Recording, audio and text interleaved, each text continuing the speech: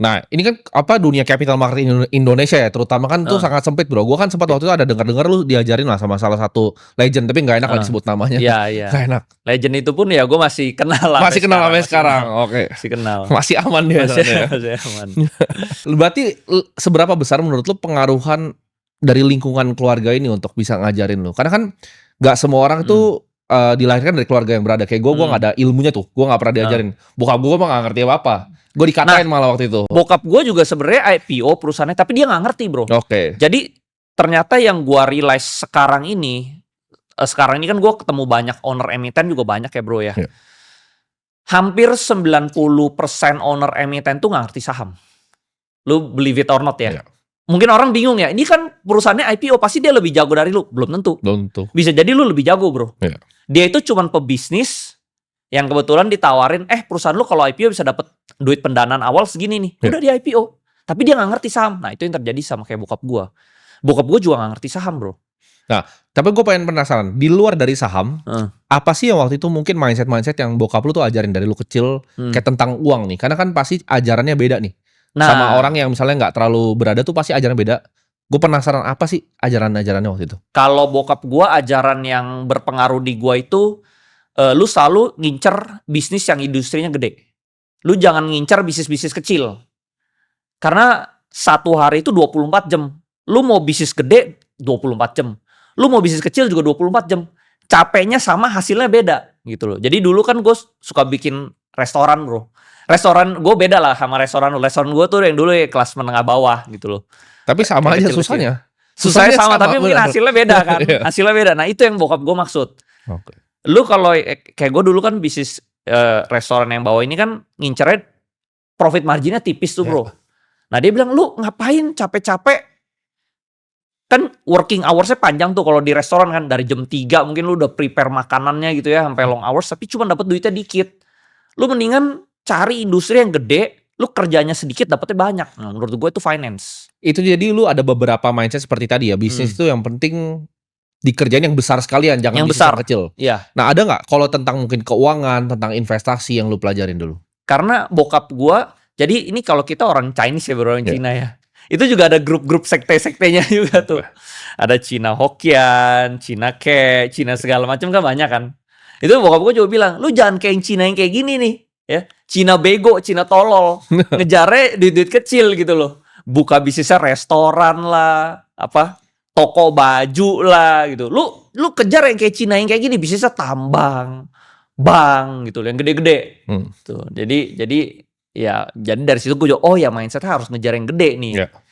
Gitu loh. Nah, ini kan dalam pemilihan sebuah saham itu pasti ada framework-nya kan. Lu Heeh. ada kira-kira lu bilang lu ketemu style lu tuh setelah Heeh. cari-cari ya diajarin beberapa legend juga kan. Jadi sebenarnya si legend itu nggak ajarin gua sih. Dia cuman ngomong, cuman waktu itu gua nangkepnya tuh kayak mungkin cuman 30%.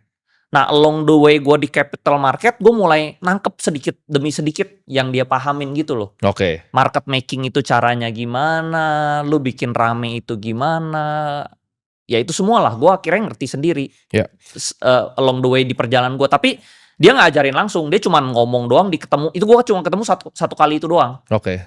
Tapi di perjalanan gue ini dari 2018, perlahan-lahan gue mulai nangkep apa yang dia ngomongin itu. Akhirnya ya jadi yang kayak sekarang. Sekarang itu gue cari saham yang ratusan persen, menurut gue sangat gampang, Bro.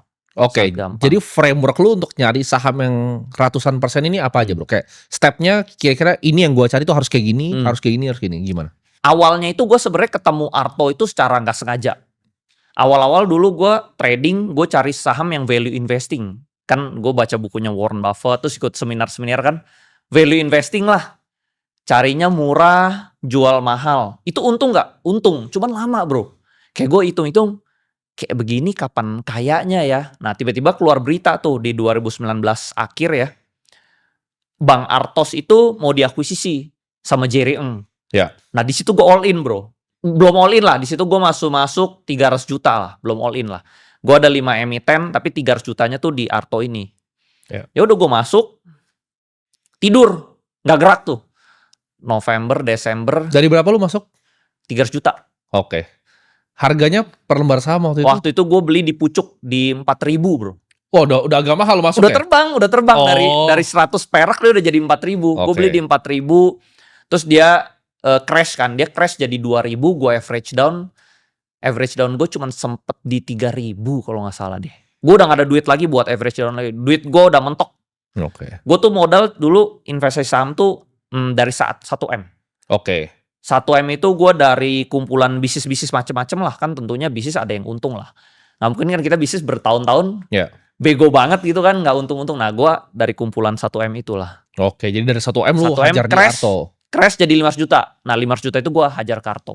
Oke. Lu crashnya saham apa tuh salahnya waktu itu? Crashnya sebenarnya waktu itu nggak salah. Salahnya itu waktu itu market crash COVID Ya. 2020.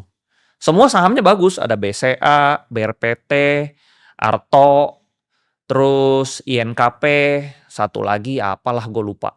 Oke. Semua sahamnya fundamentalnya PE-nya, PE/BV-nya kecil. Kan gue emang carinya yang kecuali BCA ya. Ya. Tapi semuanya ada fundamental lah. Oh. Tapi crash. Nah dari situ gue belajar memang lu mau sebagus apapun value investing, kalau crash ya crash. Ya, gitu betul. loh. Itu kan waktu itu lu sempat ada ini kan, lu sempat post yang di Mirai Aset waktu itu lu beli gainer lu tuh BBHI kan? Iya. Alobank. Ya, Nah, itu itu tahun depannya. Ya, tahun depannya setelah Arto kan. Nah, Yes. itu ceritanya gimana? Kalau Arto kan emang Pak Nah. Jerry itu orang legend di bankir kan. Legend, Jadi legend. makanya ketika dia itu ya semua orang pasti Yes. masuk Nah, ke situ. gue realize begini bro. Saham itu kalau di backdoor, lu nggak langsung naik. Maksudnya dia naik karena hype. Wih ada saham dia di backdoor nih, orang semua pada beli. Lalu di titik tertentu itu trader itu nggak sabar. Akhirnya dia jual, dia turun. Nah diturunin lu harus sabar. Sampai market maker-nya mulai main. Oke. Nah biasa orang tuh nggak ada kesabaran yang kedua ini bro. Biasa dia udah trend, hype. Karena contoh begini deh, lu baru akuisisi perusahaan yang backdoor ya. Lu kan lagi sibuk nih bro. Di belakangnya lu urusin tender offernya, segala macam. Lu nggak sempet mainin sahamnya. Ya. Begitu lu udah selesai semua, sahamnya memang udah sah milik lu, barulah di situ main. Nah dari jeda situ ke situ menurut gua sekitar butuh waktu 6 bulanan lah. Oke. Jadi waktu itu Dapet, Oke. semua orang udah keluar, gua nunggu di situ nyangkut 6 bulan, itu lu hajar lu tebus-tebus terus tuh sampai atas. gua tebus terus. Oke. Nah dari situ harga average-nya turun ke 400 perak. Dari 400 perak terbang ke 19.000. Oke. Nextnya dulu kan berarti kan beli BBHI. Nah, itu Beli kan BBHI. dulunya itu kan perusahaan bokap lu Bang Yes, Harda sebelum betul. di acquire. Betul. Nah, itu kan apakah lu dapat informasi khusus dari situ atau sebenarnya enggak? Enggak. Jadi gue memang tahu BBHI ini mau dijual, tapi waktu itu bisnis bank itu jelek. Karena bank itu harus nambah modal inti 1T setiap tahun. Betul. Bahkan itu bokap lu jual waktu itu. Bokap gue jual itu karena dia bilang bank itu untungnya paling 3% lah. Karena lu kan harus ambil pinjaman dari orang, lu pinjemin orang, lu ambil selisih nih. Dari kasih orang bunga Ya. sama lu dapat bunga Net dari orang. interest marginnya. Yes, lu dari selisih itu kurang lebih sama ada yang nyangkut-nyangkut kan Ya. banyak ya. Jadi kurang lebih 3%. Gimana caranya lu dari modal lu cuman untung 3% tapi nambahnya 1T bro. Waktu itu modal intinya sekitar 500-an miliar lah. Ya. Gimana lu 3% dari 500 miliar bisa setor 1T setiap tahun. Nggak masuk akal deh. Bokap gue bilang udah jual aja. Oke. Jual. Nah disitulah dijual. Tadinya banyak yang dealing-dealing. Ya gue mungkin nggak enak lah sebutnya. Ya. Siapa aja dealing-dealing. Terakhir ke Pak CT yang Ya. dealing. Nah pas di dealing itu bokap gue ada sempat ngomong ke gue, ini BBHI kita akhirnya mau jual aja nih. Gue waktu itu bilang ke bokap gue, jangan jual full, jual aja. Misalnya sisain 5%. Nah terus bokap gue bilang, gak usah lah. Bang rugi mulu, susah bisnis bang. Gitu. Jual aja 100%. Nah dia jual 100%. Terus gue tanya juga, kan papa udah jual nih, gue boleh beli gak di pasar? Jangan beli, bisnis bang gak bagus. Dia bilang gitu. Oke. Nah, cuman gue kan ada pengalaman di Arto kan bro ya. Masa sih dibeli sama pengendali baru, masa pengendali barunya Biarin gak tidur, mainin, saham, biarin ya. tidur ya Iya. kan. Lu contoh nih, lu beli Timothy Ronald akuisisi perusahaan Iya, A deh. Gak mungkin dong perusahaan A lu bikin tidur dong. Iya. Pasti lu bangunin.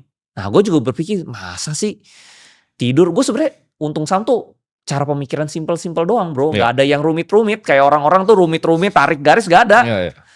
Gue merasa kayaknya mungkin jadi sesuatu ya. Nah tadinya tuh gue jual sedikit Arto. Waktu itu harganya BBH itu dijual di 149. Gue beli tuh 200 juta di harga 177. Udah dijual baru gue beli. Di harga 177 udah naik juga ya. Terus dari 177 ini berapa bulan kemudian dia terbang bro ke 1000. Nah, gue averaging di atas, gue beli lagi 2-3 M. Jadi average gue di harga 900. Oke. Tapi misalnya orang bilang, apakah gue tahu harga sih? Nggak tahu bro. Oke. Kalau tahu mah, gue jual semua Arto gue karena waktu itu gue udah lumayan kaya. Gue udah adalah 15 miliar adalah.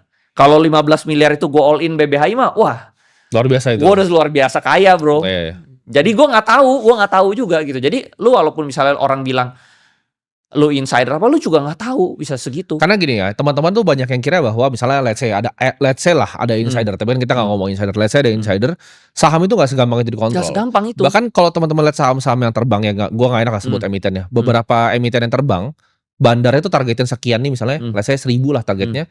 Tiba-tiba itu nyampe 3.000 tuh bandarnya bingung sebenarnya. Tapi kalau dia buang sekarang, retailnya udah pinter nih, kabur nih. Kabur nih, lari retailnya. Jadi bandarnya pun era sekarang nih, tuh pada bingung sebenarnya. Iya bingung, kok segede gini. Iya, terus gue harus ngapain sekarang? Iya. Bingung dia. Betul. Dia mau jual apa dia jualan, tapi kalau ketahuan dia jualan habis pasti barangnya. Yes. Jadi sebenarnya gue enak ngomong sama lu tuh karena gue ngomong sedikit tuh lu udah paham gitu loh. Lu udah ngerti lah. Kan pelaku market gue juga Iya. di Arto bro. Gue puluhan miliar pertama tuh dari Arto waktu itu.